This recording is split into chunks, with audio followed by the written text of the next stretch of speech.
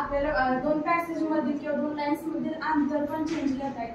तर passage select केलाय मी, इथून अंतर चेंज करण्यासाठी इथं वेगवेगळे आहेत लाईन मधील स्पेस, आणि याच्यातील पण नको असेल तर इथून आपण लाईन स्पेसिंग ऑप्शन्स मधून इथून सिलेक्ट करू शकतो, कोणताही मल्टिपल करून इथून इन्क्रीज किंवा डिक्रीज करू शकतो. ओके केला की इथं स्पेस वाढतो तिथला. नंतर ही पूर्ण पेजचं शेड जर आपल्याला चेंज करायचं असेल तर या शेड ऑप्शनला क्लिक करून इथं आपण आपल्याला पाहिजे ते शेड सिलेक्ट करायचं. ते शेड आपल्याला पेजवरती दिसतं. पूर्ण जर पाहिजे असेल तर पूर्ण पेज सिलेक्ट करायचं आणि इथून शेड बटनला क्लिक करून शेड द्यायचं. पूर्ण पेजला आपल्याला ते शेड भेटून जातं आणि नंतर त्या पेजचे बॉर्डर आपल्याला पाहिजे ते इथं भेटतात.